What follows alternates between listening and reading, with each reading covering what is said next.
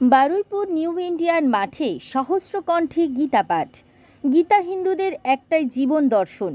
স্বাধীনতার পর থেকে কোনো স্কুলে গীতা পঠন পাঠন হয় না। জীবনের প্রতিটি পদক্ষেপে গীতা দরকার। রাজনীতির মধ্যে দিয়ে কাটাকাটি, হানাহানি যে অস্থিরতা তৈরি হয়েছে, একমাত্র গীতার বাণী সমগ্র মানুষকে শান্তির বাতাবরণ তৈরি করতে পারে।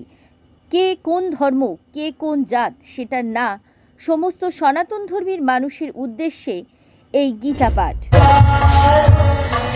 এই সহস্রকণ্ঠে আমরা যখন ব্রিগেডে লক্ষ্যকণ্ঠে হলে আমরা চিন্তা করলাম বারুইপুরে দক্ষিণ 24 পরগনার প্রাণকেন্দ্র, এখানে আমাদের একটা গীতা পাঠের প্রয়োজন আছে এবং গীতার মাহাত্ম্য বোঝানোর দরকার আছে মানুষের। তাই আমরা বেশ কয়েকজন 8-10 জন মিলে এইটা আমরা প্রথম আলোচনা করে এই গীতা পাঠের আয়োজন করেছি।